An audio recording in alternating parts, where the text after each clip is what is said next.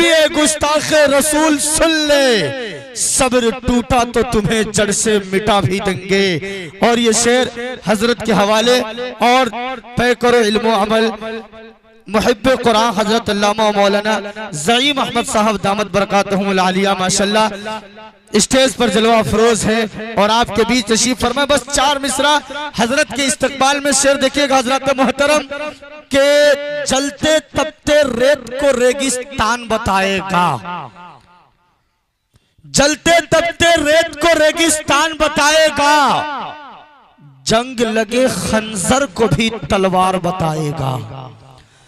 जलते तपते रेत को रेगिस्तान बताएगा, जंग लगे खंजर को भी तलवार बताएगा।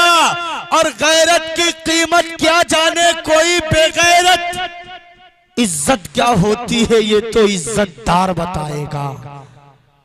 बस 2-4 लोग समझे हैं, इतना बेहतरीन शेर पढ़ा जा रहा है फिर भी मतलब। चलिए हजरत वक्त की किल्लत दामनगीर है, हजरत के बयान आप तमाम हजरत समाअत कीजिए।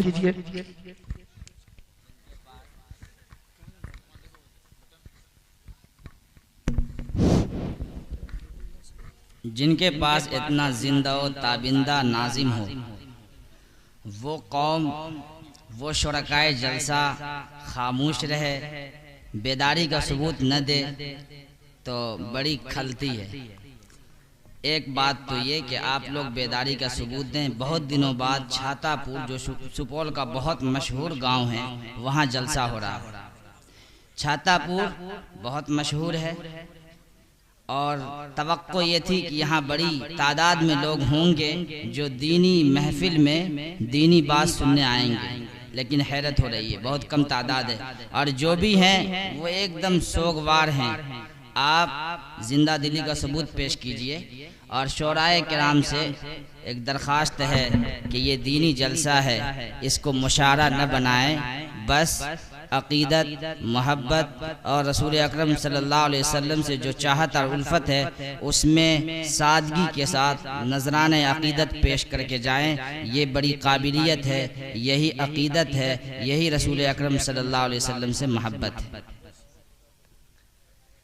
अल्हम्दुलिल्लाहिल्लज़ी हदाना सवाअत तरीक़ वजअल लना तौफ़ीक़ खैर रफ़ीक़ वस्सलातु वस्सलामु अला मन अरसलहु हुदन हुवा बिल इह्तिदाइ हक़ीक़ व नूरन बिहिल इक़्तिदाउ यलीक़ व अला आलिहि व अस्हाबिहि अल्लज़ीना सईदू फ़ी मनाहिजि सिद्क़ बित्तस्दीक़ व सईदू फ़ी मआरिजिल हक़्क़ बित्तहक़ीक़।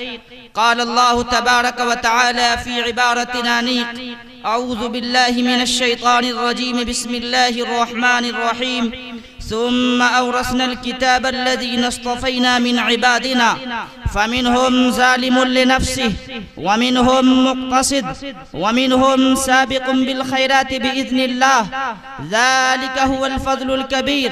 व क़ाल अल्लाहु तबारक व तआला अयज़न इन्ना नहनु नज़्ज़लना ज़िक्र व इन्ना लहु लहाफ़िज़ून। व क़ाल अयज़न व लक़द यस्सरनल क़ुरआन लिज़्ज़िक्रि फ़हल मिन मुद्दकिर। सदक़ल्लाहुल अज़ीम। वअन अली इब्न अबी तालिब रज़ियल्लाहु तआला अन्हु क़ाल क़ाल अन्नबी सल्लल्लाहु अलैहि वसल्लम मन क़रअल क़ुरआन फ़स्तज़हरहु फ़अहल्ल हलालहु व हर्रम हरामहु अदख़लहु अल्लाहु बिहिल जन्नह व शफ़अहु फ़ी अशरतिन मिन अहलि बैतिहि कुल्लुहुम क़द वजबत लहुन नार। रवाहुल बैहक़ी फ़ी शुअबिल ईमान। व क़ाल अन्नबी सल्लल्लाहु अलैहि वसल्लम अला इन्न हमलतल क़ुरआन औलियाउल्लाह फमन आदाहुम फ़क़द आदल्लाह व मन वालाहुम फ़क़द वालल्लाह। व अन अब्दुल्लाह इब्न अम्र रज़ियल्लाहु तआला अन्हु क़ाल क़ाल अन्नबी सल्लल्लाहु अलैहि वसल्लम मन क़रअल क़ुरआन फ़क़द इस्तदरजन नुबुव्वत बैन जंबैहि ग़ैर अन्नहु ला युहा इलैहि ला यंबग़ी लिसाहिबिल क़ुरआन अन यजिद मअ मन जद्दह व यजहल मअ मन यजहल व फ़ी जौफ़िही कलामुल्लाह। रवाहुल बैहक़ी फ़ी शुअबिल ईमान। जिन्हें मैं ढूंढता था आसमानों में ज़मीनों में, जिन्हें मैं ढूंढता था आसमानों में ज़मीनों में, वो निकले मेरे जुल्मत खाने दिल के मकीनों में। जला सकती है शमे कुश्ता को मौजे नफस उनकी, जला सकती है शमे कुश्ता को मौजे नफस इनकी। इलाही क्या छुपा होता है अहले दिल के सीने में, तमन्ना दर्द दिल की है तो कर खिदमत फकीरों की, तमन्ना दर्द दिल की है तो कर खिदमत फकीरों की। नहीं मिलता ये गौहर बादशाहों के खजीनों में, न पूछ इन फिरका पोशों की इरादत हो तो देख इनको, न पूछ इन फिरका पोशों की इरादत हो तो देख इनको, न पूछ इन फिरका पोशों की इरादत हो तो देख इनको। यदे बैजा लिए बैठे हैं अपनी आस्तीनों में, नहीं तेरा नशेमन कसर सुल्तानी के गुंबद पर, नहीं तेरा नशेमन कसर सुल्तानी के गुंबद पर, तू शाई है बसेरा कर पहाड़ों की चट्टानों में। मोहतरम सामीईन, बिरादराने मिल्लत, जैसा कि हमें और आपको ये मालूम है कि ये जलसा जलसे दस्तार बंदी है। इस जलसे में चंद हुफ़ाज़े किराम के सरों पर दस्तारे फजीलत रखी जाएगी।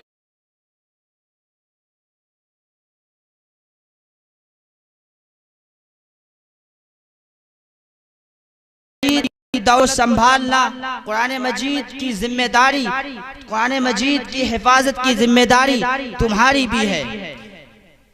पहले तो हम और आप ये समझें कि मदारिस के अंदर ये जो जलसा हुआ करता है, जलसे दस्तार बंदी हुआ करती है, तलबा को स्टेज पर लाकर उन्हें स्टेज पर बुलाकर उनके सर पर दस्तारे फजीलत रखी जाती है। इसकी कोई हकीकत है या नहीं? जब हम नजर करते हैं अहादीस के ज़ख़ीरे में हमें एक रिवायत मिलती है जो अल्लामा सुयूती रहमतुल्लाह अलैह ने जामिउल हदीस में नकल फरमाई है। वो रिवायत क्या है? वो रिवायत ये है, कानन नबी सल्लल्लाहु अलैहि वसल्लम ला युवल्ली वालियन हत्ता युअम्मिमहु, जिसका मतलब ये है कि सरकारे दो आलम सल्लल्लाहु अलैहि वसल्लम जब भी किसी को किसी जगह का गवर्नर बना करके भेजा करते थे, जब भी किसी को किसी जगह का आमिल बना करके भेजा करते थे, जैसा कि रिवायत में मौजूद है हजरत मुआज बिन जबल रजी अल्लाह ताला अन्हु को और हजरत अली रजी अल्लाह ताला अन्हुमा को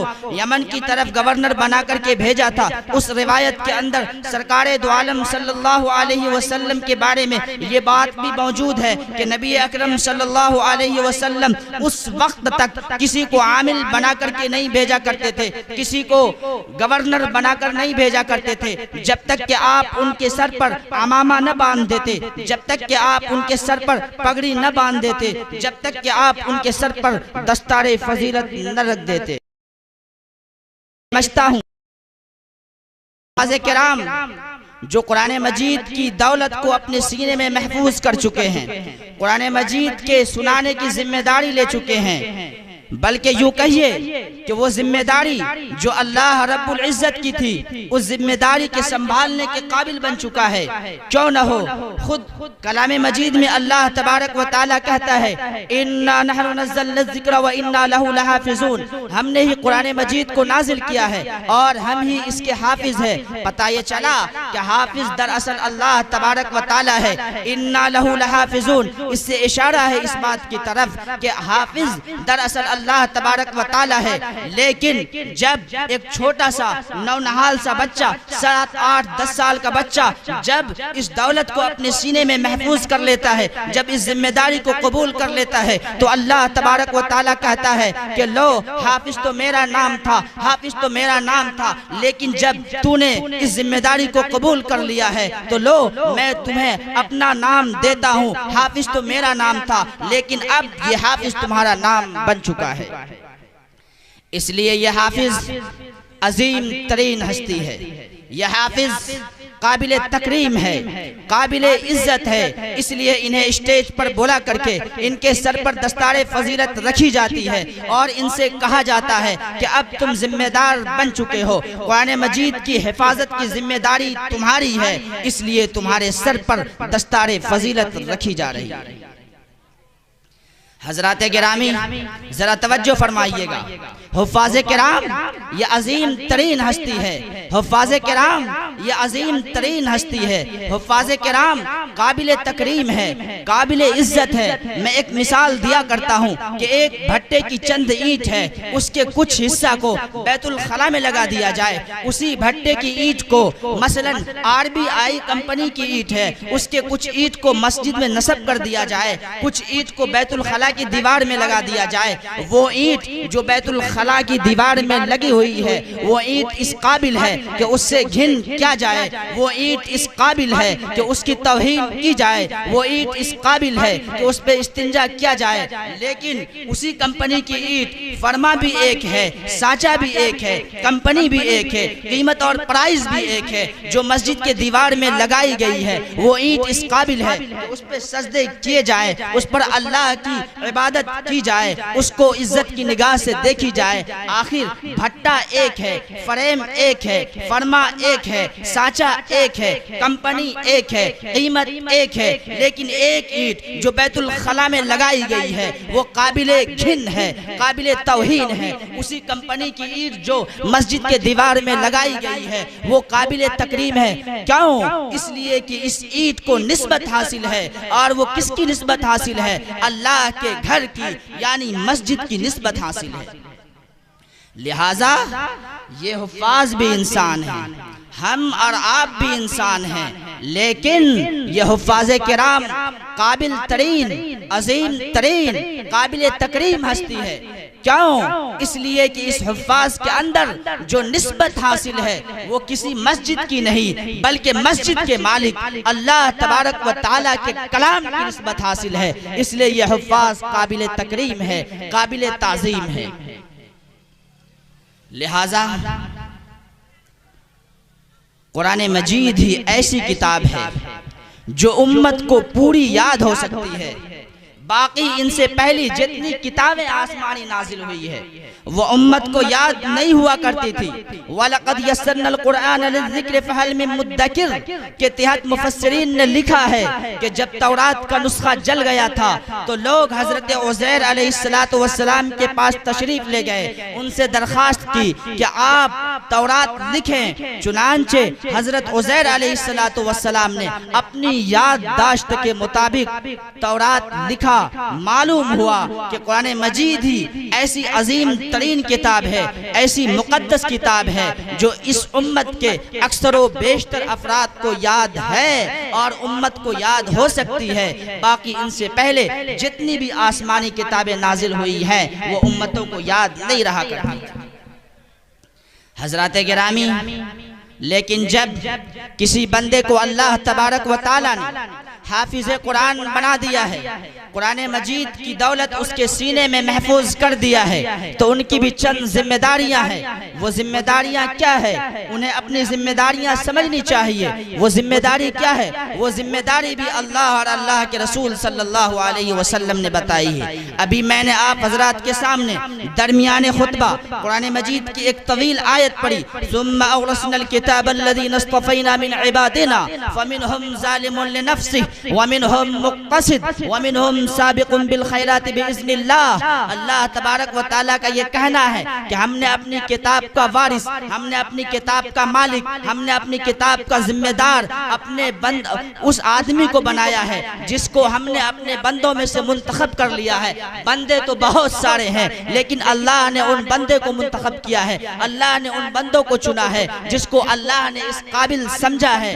लिहाजा इमाम कुर्तुबी ने लिखा है कि उनमें से उन बंदों में से बाज वो हैं फमिनहुम ज़ालिमुन लिनफ़्सी, उन बंदों में से बाज वो हैं जिनको किताब का वारिस तो बनाया गया है, हाफिज कुरान तो बनाया गया है, इल्म तो दिया गया है। फमिनहुम ज़ालिमुन लिनफ़्सी, उनमें से बाज वो हैं जो आयत की तिलावत तो करते हैं, कुरान मजीद की तिलावत तो करते हैं लेकिन उस पर अमल नहीं करते। इमाम कुर्तुबी ने लिखा है, इमाम कुर्तुबी ने इस आयत की तफसीर करते हुए ये लिखा है फमिनहुम ज़ालिमुन लिनफ़्सी, तो ये समझिए कि ये जो कुरान मजीद की आयत की तिलावत तो करते हैं उस पर अमल नहीं करते तो ये अपने नफ्स पर जुल्म करने वाले हैं।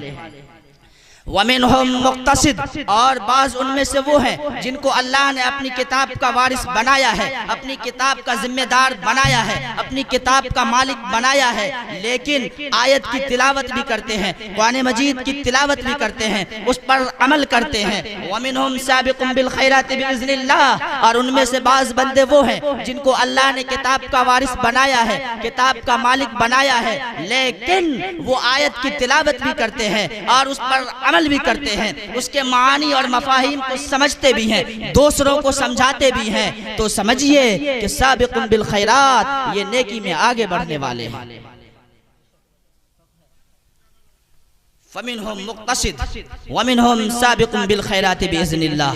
आगे अल्लाह के रसूल सल्लल्लाहु अलैहि वसल्लम ने फरमाया, वो रिवायत ये है, अन अली इब्न अबी तालिब रज़ियल्लाहु ताला अन मन क़रअल क़ुरआन फस्तज़हरहु फ़अहल्ल हलालहु व हर्रम हरामहु, कि जिसने कुरान मजीद को पढ़ा, फस्तज़हरहु, उसको याद किया, फ़अहल्ल हलालहु, कुरान मजीद के हलाल को हलाल समझा, व हर्रम हरामहु, कुरान मजीद के हराम शुदा अहकाम को हराम समझा, अदखलहु अल्लाहु बिहिल जन्नह, अल्लाह तबारक व तआला उसको जन्नत में दाखिल करेगा।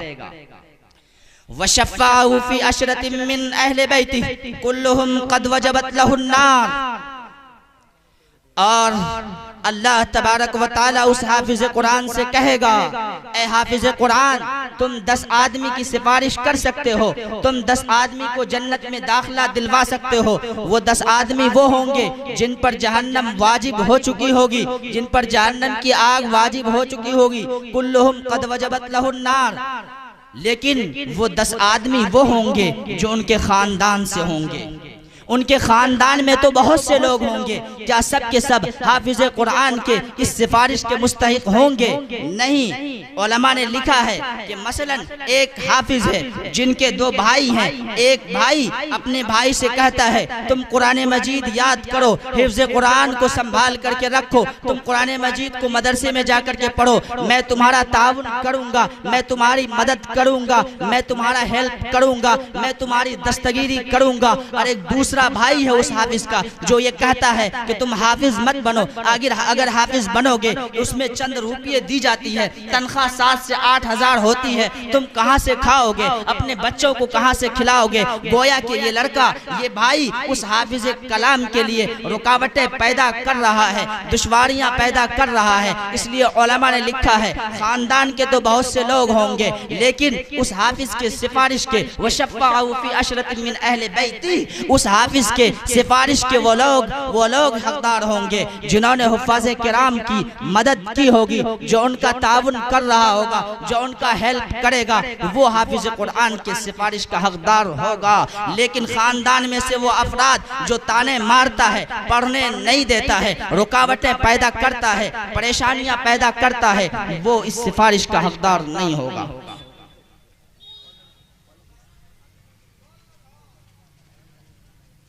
हाफिज कुरान 10 आदमी को जन्नत में दाखिला दिलवाएगा। वो 10 आदमी कौन होगा? उनके खानदान का होगा, और वो खानदान में से कौन लोग होंगे जिन्होंने उनकी मदद की होगी। अगर कोई उनकी मदद नहीं की है,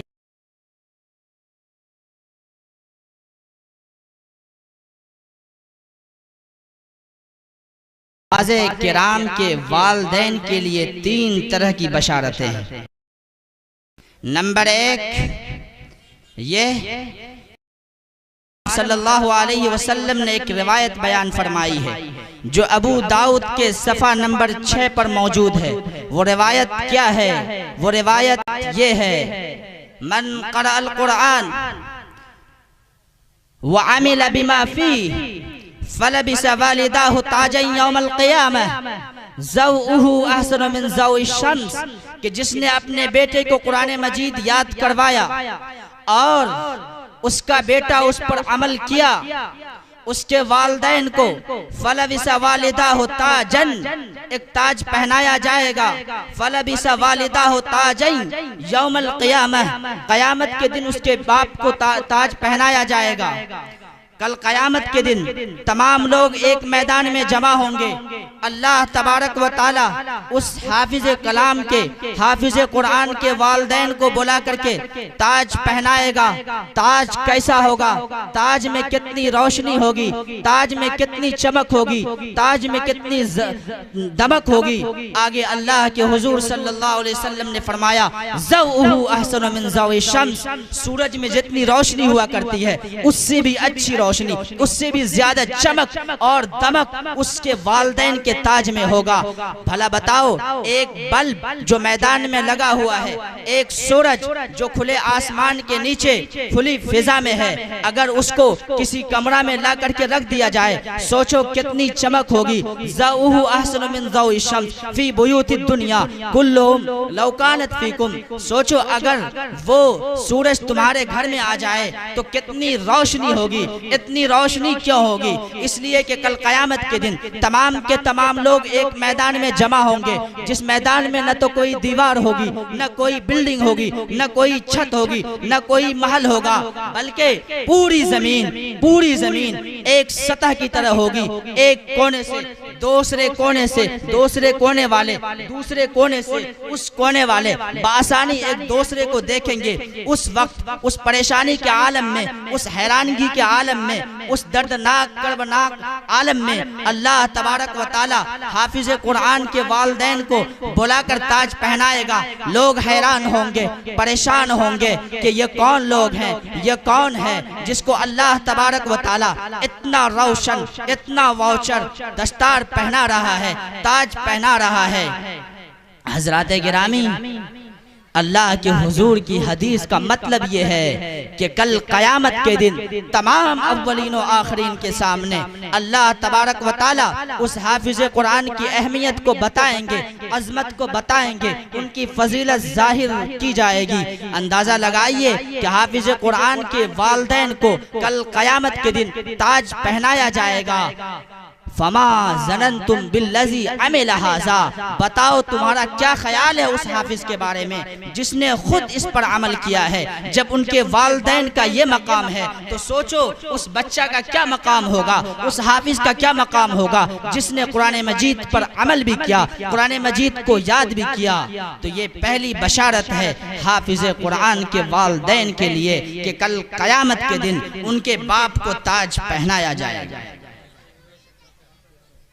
दूसरी बशारत, अनस इब्न मालिक रज़ियल्लाहु ताला अन्हु मन अल्लमा इब्नहु अल कुरान, जिसने अपने बेटे को कुरान मजीद सिखाया, नज़रन देख करके पढ़ना सिखाया। जब बच्चा देख करके पढ़ना सीख जाता है, देख कर पढ़ना सीख जाता है, नाजरा पढ़ने लगता है, आगे अल्लाह के रसूल सल्लल्लाहु अलैहि वसल्लम ने फरमाया, गुफ़िर लहू मा तक़द्दम मिन ज़ंबी, अल्लाह तबारक व ताला उसके अगले और पिछले तमाम तर गुनाह को माफ फरमा देते हैं। अंदाजा लगाइए, नाजरा पढ़ने की भी बड़ी अहमियत है। वमन अल्लमा इय्याहु ज़ाहिरा, और जिसने अपने बच्चे को कुरान मजीद ज़बानी याद करवाया, हाफिज कुरान बनाया। वमन अल्लमा इय्याहु ज़ाहिरा अब असहुल्लाहु यौमल क़ियामह अला सूरतिल क़मर लैलतल बद्र, अल्लाह तबारक व ताला कल क़यामत के दिन जबकि सब लोग अपने अपने कब्रों से परेशानी के आलम में उठेंगे, परेशानी के आलम में निकलेंगे, सब लोग हैरान और शजदर होंगे, हक्का बक्का होंगे कि ये कौन सा आलम है, क्या हो रहा है। सब लोग हैरान होंगे, मबहूत होंगे, हक्का बक्का होंगे। अब असहुल्लाहु यौमल क़ियामह, अल्लाह तबारक व ताला उस हाफिज के वालिदैन को इस हाल में बेदार करेगा, कब्र से निकालेगा। अला सूरतिल क़मर लैलतल बद्र, के हाफिज के वालिदैन के चेहरे पर 14वीं रात की चांद से भी ज्यादा चमक होगी। ये दूसरी बशारत है हाफिज कुरान के वालिदैन के लिए। तीसरी बशारत, इस रिवायत को अल्लामा तबरानी ने मौजमुल औसत में नकल किया है। रिवायत का अगला हिस्सा ये है, युकालु लिइब्निही इक़रा, हाफिज कुरान से कहा जाएगा, यानी उसके बेटे से कहा जाएगा, इक़रा पढ़, फकुल्लमा क़रा आयतन, जब जब उस बाप का बेटा जो हाफिज बना है एक एक आयत पढ़ेगा, रफ़ा अल्लाहु बिहल अबा, अल्लाह तबारक व तआला जन्नत में उसके भी दर्जात बुलंद करेंगे। बेटा एक एक आयत पढ़ेगा, बाप के दर्जात बुलंद होंगे। रफ़ा अल्लाहु बिहल अबा, अल्लाह तबारक व तआला जन्नत में उसके दर्जात बुलंद करेंगे। हत्ता यंतहिया इला आखिर मा बअज़ मिनल कुरान, यहाँ तक कि वो बच्चा कुरान मजीद के उस हिस्सा तक पहुँच जाएगा जितना कि उसको याद है, यानी जितना उसका बच्चा कुरान मजीद की तिलावत करेगा, जितनी आयत की तिलावत करेगा, रफ़ा अल्लाहु बिहल अबा, अल्लाह तबारक व तआला जन्नत में उसके दर्जात उतने बुलंद करेंगे। ये तीसरी बशारत है हाफिज कुरान के वालिदैन के लिए। पहली बशारत, फलबिसा वालिदाहु ताजन यौमल क़ियामा, अल्लाह तबारक व तआला हाफिज के वालिदैन को ताज पहनाएगा। दूसरी बशारत, अगर नाज़रा खां है तो उसके अगले और पिछले गुनाह माफ कर दिया जाएगा, और अगर उसने अपने बेटे को हाफिज बनाया है तो वालिदैन के लिए दूसरी बशारत, जब अपने कब्र से उस हौलनाकी के मैदान में कब्र से निकलेंगे तो उसके चेहरे पर अला सूरतिल क़मर लैलतल बद्र, 14वीं रात के चांद से भी ज्यादा रोशनी होगी। तीसरी बशारत ये है कि उसके बाप के भी दर्जात बुलंद होंगे।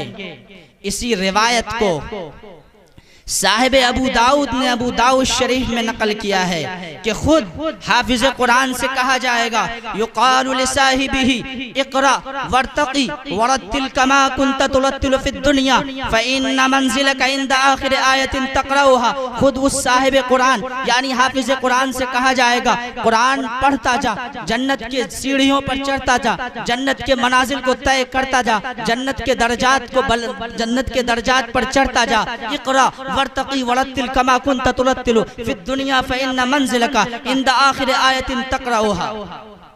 इसी रिवायत को साहिब मिशकात ने मिशकात में नकल किया है और उसके हाशिया में इस बात की वजाहत फरमाई है कि मशहूर कौल के मुताबिक कुरान मजीद में 6666 आयत है। चुनांचे जब जब ये लड़का कुरान मजीद की एक एक आयत पढ़ेगा तब एक आयत पढ़ेगा, एक दर्जे पर चढ़ेगा, दूसरी आयत पढ़ेगा, दूसरे मनाजिल पर चढ़ेगा, तीसरी आयत पढ़ेगा, तीसरे दर्जे पर चढ़ेगा, यहाँ तक कि मशहूर कौल के मुताबिक जन्नत में 6666 दर्जात होंगे। ये हाफिज कुरान उन तमाम दर्जों पर चढ़ेगा। हाफिज कुरान ही नहीं बल्कि रफ़अल्लाहु बिहल अबा, उसके साथ साथ उसके बाप भी उस दर्जात को पाएंगे जहाँ के हाफिज कुरान होगा, यानी जन्नत के सबसे आली मकाम दर्जे पर हाफिज कुरान भी होगा और हाफिज कुरान के वालिद भी होंगे। अंदाजा लगाइए कितनी अजमत है हाफिज कुरान की। आप ये कहेंगे मेहनत बेटे ने की है, फल बाप को क्यों मिल रहा है? पिटाई बेटे ने खाई है और इसका फल बाप को क्यों मिल रहा है? रात की नींद को कुर्बान बेटे ने की है, फल बाप को क्यों मिल रहा है?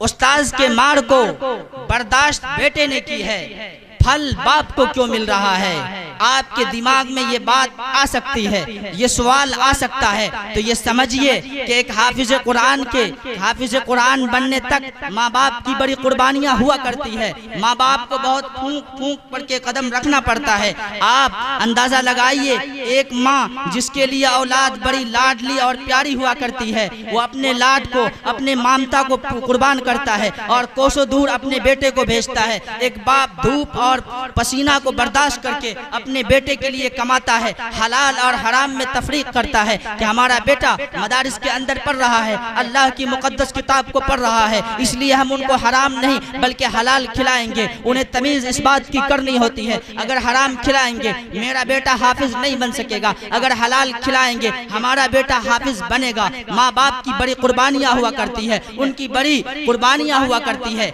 इसलिए इस माँ बाप के कुर्बानियों की वजह से इनके भी दर्जात बुलंद होंगे।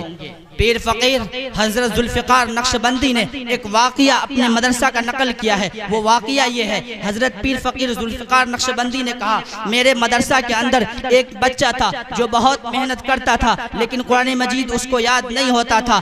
मैंने सुराग लगाया, मैंने तह तक पहुँचने की कोशिश की तो मालूम हुआ कि उनके वालिदैन की जो कमाई है वो मशकूक है, हराम का उसमें शुबा है। इसलिए हमने और वो उस बच्चे को उसके वालिदैन हर एतवार के दिन होटल ले जाया करते थे, खिलाया करते थे। मैंने मालूम किया, जब ये बात मालूम हुई हमने उनके वालिद को बुलाया और उनके वालिद को बुला करके हमने ये कहा कि आज के बाद से आप अपने बेटे को नहीं ले जाया करेंगे और घर से कोई रकम और रुपया भी नहीं भेजा करेंगे, कोई खाने की चीज भी नहीं भेजा करेंगे और होटल में भी नहीं ले जाया करेंगे। उसके बाद हजरत पीर फकीर जुल्फ़िकार नक्शबंदी रहमतुल्लाह अलैह अपने मदरसे का ये वाक़िया नकल करते हुए लिखते हैं कि वो बच्चा जो अब तक बहुत मेहनत कर रहा था, रात रात भर जग करके तिलावत करता था कि कुरान मजीद याद हो जाए, लेकिन याद नहीं होता था, बल्कि वो बहुत कोशिश करता था, बहुत कोशिश करता था, याद नहीं हुआ। जब मैंने इस खाने पर पाबंदी लगाई, उनके वालिदैन को मना किया, उसके बाद वो बच्चा 1 साल के अंदर हाफिज कुरान बन गया। इसलिए अंदाजा लगाइए कि माँ बाप की कितनी बड़ी कुर्बानियाँ होती है, उन्हें हराम और हलाल में तफरीक करना होती है। अगर वो तफरीक नहीं करेगा तो बच्चा आम तौर पर हाफिज कुरान नहीं बन पाता है, अगर हराम की कमाई से उसकी परवरिश हो रही है। ये तो हिंदुस्तान है जहाँ माहौल साजगार है, हम हाफिज भी बनते हैं, हाफिज बनाते हैं, कुरान मजीद की तिलावत करते हैं और तरावीह के अंदर पढ़ते हैं। ये माहौल साजगार मिला हुआ है, इसलिए इस कुरान की, हुफ़ाज़े किराम की, उलमाए किराम की आपके दिल में अज़मत नहीं है, हमारे दिल में इनकी अज़मत नहीं है। इतने अज़मत के होने के बावजूद, अल्लाह के यहाँ इतने दर्जात के होने के बावजूद हमारे दिल में अज़मत नहीं है। आपको मैं एक तारीख़ी वाक़िया जो बुखारा और समरकंद का है, सन 1920 और 21 के दरमियान जब कम्युनिस्ट का गलबा हुआ, कम्युनिस्ट की हुकूमत आई और उसके बाद कम्युनिस्ट ने इस्लामी तालीम पर पाबंदी लगाई, ईमानी तालीम पर पाबंदी लगाई, कुरानी तालीम पर पाबंदी लगाई। हालात ऐसे हो गए, हालात ऐसे नागुफ्ता बे हो गए कि कुरान मजीद पढ़ना दुश्वार हो गया। अगर कोई कम्युनिस्ट किसी के घर में कुरान मजीद के औराक देख लेते, उनको कत्ल कर दिया जाता। कम्युनिस्ट के कारिंदे, पुलिस वाले बच्चों को बुलाकर टॉफी और चॉकलेट पकड़ाते और उनसे कहते कि तुम बिस्मिल्लाहिर्रहमानिर्रहीम पढ़ो। जब वो बच्चा पढ़ता, उनके घर से उनके वालिदैन को बुला करके लाया जाता और उन्हें कत्ल कर दिया जाता। जब 1990 में इस कम्युनिस्ट जालिम हुकूमत का खात्मा हुआ, बहुत से लोग गए बुखारा और समरकंद। उन्होंने कहा कि तुम्हारे यहाँ ऐसी ऐसी पाबंदियां लगी, इसके बावजूद हुफ़ाज़ हैं, आखिर क्या बात है, तुम लोगों ने कैसे अपने कुरान मजीद की हिफाजत की। मुफ्ती आज़म वहाँ का लिखता है, वो क्या लिखता है सुन करके आपका कलेजा मुंह को आ जाएगा। वो लिखता है कि मेरा बाप कम्युनिस्ट की हुकूमत से पहले शेखुल हदीस था, बुखारी शरीफ पढ़ाया करता था। जब हुकूमत कम्युनिस्ट की आई, जालिम की आई, इस्लामी तालीम पर पाबंदियां लगाई गई और कुरान मजीद के औराक पर लोगों को कत्ल किए जाने लगा, तो मेरा वालिद जो शेखुल हदीस था, जो बहुत बड़ा अल्लामा था, बुखारी शरीफ का दर्स दिया करता था, सबसे पहले उन्होंने दाढ़ी मुंडवाई, शर्ट पैंट पहना, सरकारी महकमे में काम करने लगा। कृषि विभाग में वो ट्रैक्टर चलाता था, दिन भर ट्रैक्टर चलाता था, इस कदर ट्रैक्टर चलाता था कि लोग कहते थे ये ट्रैक्टर का आशिक हो चुका है, ये मजनू हो चुका है। लेकिन मेरा बाप जब रात होती, बहुत रात हो जाती, तो वो चाय के दस्तरखान पर मुझे बैठाता और कुरान मजीद की आयत को याद करवाता। इस तरह करके मेरे वालिद ने मुझे हाफिज बनाया है, इस तरह करके हमने कुरान मजीद की हिफाजत की है, इस तरह करके हमने दीनी तालीम की हिफाजत की है। इतना ही नहीं बल्कि आगे सुनिए, बाज माएँ तो कुरान मजीद की बका के खातिर, कुरान मजीद की हिफाजत के खातिर घर में तहखाना खुदवाती, उस तहखाना के अंदर एक मौलवी साहब को रखती और अपने बच्चों को डाल देती, 6 महीना का खुराक भी डाल देती और उसके बाद उस तहखाना को बंद कर देती। उसके ऊपर वो शराब की बोतल रख देती, खिंजीर की तस्वीर लटका देती, ताकि कम्युनिस्ट हुकूमत के लोग आएंगे, वो कहेंगे ये तो हमारे लोग हैं, यहाँ शराब नोशी होती है, यहाँ खिंजीर की तस्वीर लगी हुई होती है। माँ बाज औकात उस पर मसाला पीसा करती थी, आटा गोंदा करती थी, चावल चुना करती थी, खाना बनाया करती थी। उसका मामता, उसका लाड, उसका प्यार उस तहखाना के नीचे पढ़ा करता था। 6 महीना तक अपने लाडले को अपने कदम के नीचे पढ़ाती थी, लेकिन उन्होंने शोरो शगफ नहीं किया। कुरान मजीद की अजमत के खातिर, कुरान मजीद की हिफाजत के खातिर, इस्लामी तालीम की बका के खातिर माँ ने अपने मामता को कदम के नीचे रखा, लेकिन उन्होंने शोरो शगफ नहीं किया। इस तरह करके उन्होंने कुरान मजीद की हिफाजत की और कुरान मजीद के तकद्दुस को समझा। अल्लाह के दीन की बका के खातिर उन वालिदैन ने बड़ी कुर्बानियाँ दी। एक और तारीखी हकाइक को सुन लीजिए। उसी बुखारा और समरकंद का वाकया है कि कुछ बच्चे एक मौली साहब के साथ कृषि विभाग में जाते थे, खेत में गल्ला काटते थे। क्या वहाँ गल्ला नहीं काटते थे, बल्कि वो मौली साहब उस्ताद हुआ करते थे। बच्चे जो पीछे गल्ला के पाव को लगाते थे, उसके अंदर किताब छुपा करके रखते थे, अपने सीने के अंदर, अपने कपड़े के अंदर किताब को छुपा करके रखते थे और उस्ताद पढ़ाया करते थे। ये बच्चा पढ़ा करते थे। एक वहाँ मुअल्लिम हुआ करता था, चंद शागिर्द हुआ करते थे जो कुरान मजीद की तालीम के बका की खातिर इस तरह की कुर्बानियाँ दिया करते थे। जब लोग देखते, कम्युनिस्ट के कारिंदे देखते, उनकी पुलिस देखती, वो कहती ये तो गरीब बेचारा है, गल्ला काटने आया है। वो गल्ला काटने नहीं जाता था, बल्कि कुरान मजीद की बका के खातिर उसने ये ढोंग रचाई थी, बल्कि कुरान मजीद की हिफाजत के खातिर उन्होंने ये तदबीर इख्तियार की थी, बल्कि कुरान मजीद की अजमत को पामाल न हो, कुरान मजीद जिंदा और ताबिंदा रहे, इसके लिए उन्होंने ये तदबीर इख्तियार की थी। इसलिए वो दिन देखना न पड़े, वो वक्त न आ जाए। खुदारा आप अपने मुल्क में अगर माहौल साजगार मिला हुआ है, कुरान मजीद की अजमत को भी पहचानिए, उलमाए किराम की अजमत को भी पहचानिए, हुफ्फाज़े किराम की अजमत को भी पहचानिए। इसलिए मेरी गुजारिश ये है कि हाफिज़े कुरान से आप दुश्मनी मोल न लिया कीजिए। अल्लाह के हुजूर ने फरमाया, अला इन्न हमलतल कुरान औलियाउल्लाह, जिन्होंने कुरान मजीद को अपने सीने में बसा लिया है, जो लोग हामिलीन कुरान है, अला इन्न हमलतल कुरान औलियाउल्लाह, वो अल्लाह के दोस्त हैं, जो अल्लाह का दोस्त बन चुका है। ऐ लोगो, तुम्हारी जिम्मेदारी है। वो जिम्मेदारी क्या है कि तुम हाफिज़े कुरान से दोस्ती करो। जो दोस्ती करेगा वो अल्लाह से गोया के दोस्ती की। एक दोस्त दूसरे दोस्त की ताउन क्या करता है, एक दोस्त दूसरे दोस्त की मुआवनत क्या करता है, एक दोस्त दूसरे दोस्त के लिए सहूलतें पैदा करता है।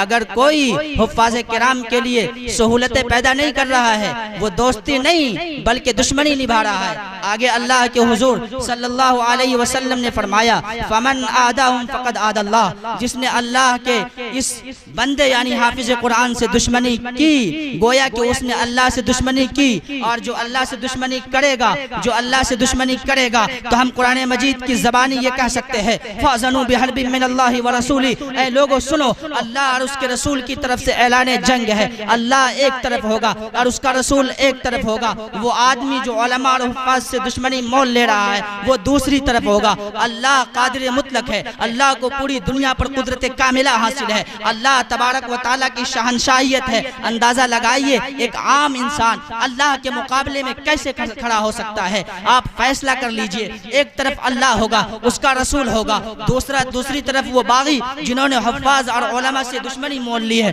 वो होगा। फैसला कर सकते हैं जीत किसकी होगी, जीत अल्लाह की होगी। क्यों? पूरी दुनिया मिलकर के सुपर पावर हो सकती है, सुप्रीम पावर नहीं हो सकती है। अल्लाह तबारक व तआला सुप्रीम पावर है। फयौमइज़िन ला युअज़्ज़िबु अज़ाबहु अहद, अल्लाह तबारक व तआला के सजा देने की तरह दुनिया का कोई भी आदमी सजा नहीं दे सकता है। वला यूसिकु वसाक़हु अहद, और अल्लाह के जंजीर में जकड़ने की तरह दुनिया का कोई भी आदमी जकड़ नहीं सकता है। इसलिए आम इंसान अल्लाह के और उसके रसूल के मुकाबले में कैसे खड़ा हो सकता है। अल्लाह को कुदरत कामिला हासिल है। अल्लाह चाहे तो मिनटों से पहले, सेकंडों से पहले दुनिया को तहोबाला कर सकता है, दुनिया को खत्म कर सकता है। भला बताइए, अगर हम हुफ़ाज़े किराम से दुश्मनी मोल लेंगे, अल्लाह से दुश्मनी मोल रहे हैं। जिन्होंने अल्लाह से दोस्ती की उन्होंने हुफ़ाज़े किराम से दोस्ती की, जिन्होंने हुफ़ाज़े किराम से दोस्ती की गोया कि उसने अल्लाह से दोस्ती की। जो अल्लाह से दोस्ती करेगा, जो हुफ़ाज़े किराम से दोस्ती करेगा,